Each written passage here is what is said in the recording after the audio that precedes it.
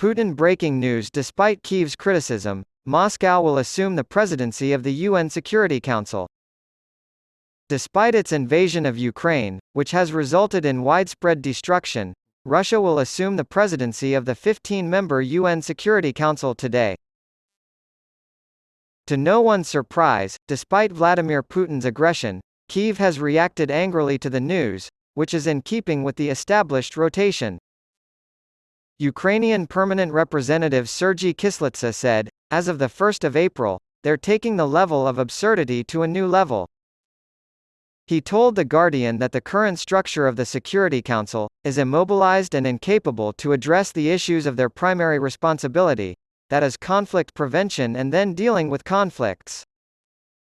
In April, the Ukrainian envoy will not attend Security Council meetings unless an issue of critical national security interest arises.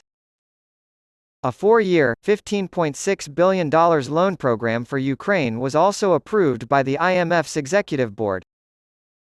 Russia will take over the monthly presidency of the 15-member UN Security Council starting this Saturday, as per a rotation that has been unaffected by the Ukraine war. The loan is part of a global $115 billion package to support the country's economy as it fights Russia's ongoing invasion. As the Russian invasion of Ukraine continues, the Ukrainian government has responded angrily. According to The Guardian's quoting of Ukrainian permanent representative Sergei Kyslytsa, as of the 1st of April, they're taking the level of absurdity to a new level.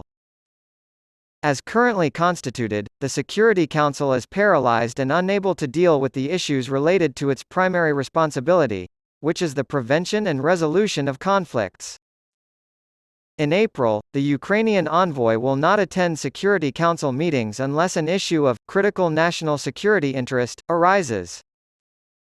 Ukraine is not a current member of the Council, but its voice is frequently sought out on issues related to the conflict. On Saturday, the first group of chaplains to join the Ukrainian military's command structure graduated in a ceremony held in Kyiv's 11th-century St. Sophia Cathedral.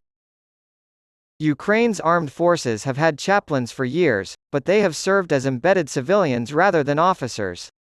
The next step is signing a contract for military service, followed by a 6-week training period and induction. On February 20, the first group of military chaplains to be trained under the new system began their courses. Although they will not be required to use weapons in their new roles, Ukrainian authorities have stated that they should be familiar with military theory and tactical medicine. Gennady Romanenko, one of the graduates who was promoted to the rank of junior lieutenant, reflected on their time at the academy, saying, "We had intense psychological training, military training. That means we can combine our religious obligations with our military service. Being there, God's presence in the armed forces, this is the motto of the chaplains. This is the chaplain's job." As a result of legislation enacted at the close of 2021, the Ukrainian chaplaincy service was established. As Ukraine's war against Russia's invasion enters its second year, the country's need for chaplains to comfort its soldiers grows.